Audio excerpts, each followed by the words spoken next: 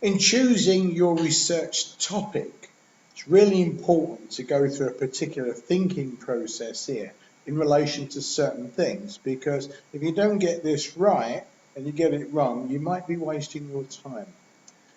Invariably, it really helps if you're interested in the topic as opposed to given something that you have to do. Fundamental point. However, in our context, we might be interested in something, but it needs to be relevant to our professional role. I might be interested in studying humour in different cross-cultural situations, but I might have trouble justifying that in terms of getting time and resources to do the research. So relevance to professional role is an important consideration. Equally, increasingly today, there's more controls, whether we agree or disagree in this area. That in itself is an ethical consideration, but we have to be careful that our research doesn't contravene the ethical standards defined by the relevant institutions. And certainly we have an SP set of standards, so be familiar with that. Another area is if you're going to do research, you're going to end up writing a paper, you've got to study something that sufficiently, I put in inverted comma there, meaty. That means substantial.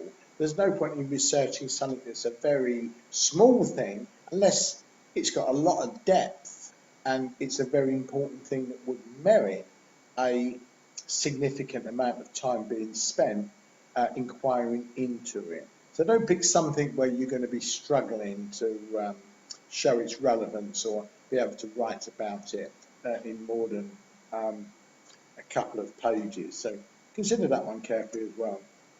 Accessibility, we might want to study something, but if we haven't got access to the data or the groups of people that we want to study, there's little point. I might be interested in studying the views of top politicians in terms of differentiated instruction, but I'm not going to get access to interviewing them. It's very unlikely. And finally, but very important, that we have a viable methodology for conducting research. A fundamental point in doing any research is to have a sound methodology that you can justify, that will stand up if you're making certain claims to enhancing knowledge in an area. So spend some time on this, check these out carefully. Okay.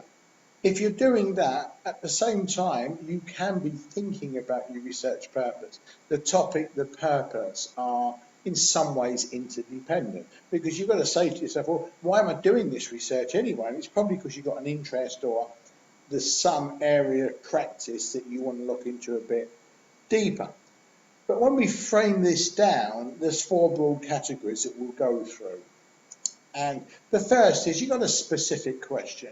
We know here, for example, and it's not just in Singapore and Singapore Polytechnic, but globally, people are looking at using technology for enhancing aspects of the learning process. And we may have a question, does the flipped classroom or is the flipped classroom enhancing student learning in my module? So we've got a very specific question that we want to answer.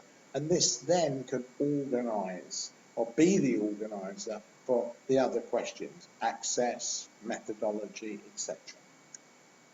Now, very similar to a question, but something even perhaps sometimes more specific in certain ways, that we have a defined hypothesis. So if we look at the example that we're using, the hypothesis could be the flipped classroom enhances students' critical thinking. So it's a very specific question framed as an hypothesis. So what we would have to do is to set up our research to test that hypothesis. And that would involve invariably having a clear notion of what critical thinking is and ensuring that it's built into our research approach, because we must be able to have a valid and authentic opportunity to test it. Okay, sometimes we may have a very specific broad problem. We have students who are not motivated, so we're kind of interested in what is the reasons that they're not motivated. What might we do to enhance their motivation to learn more? So we want to unpack a problem with a view to understanding it more and being able to come up with strategies that may improve the present scenario. And taking it even a little bit broader sometimes, we might just have an area of interest. So we're not going to frame it down to a particular question, hypothesis, or even a specific problem, but we're kind of interested in the flipped classroom, and we just want to get an understanding of how students are experiencing their learning in the flipped approach. So this should give you a pretty good idea to frame where you're going to start, because if you get this right, you've probably got a solid base to conduct that research, and it may well lead to a very useful understanding and potentially a good paper that you can present, even publish eventually.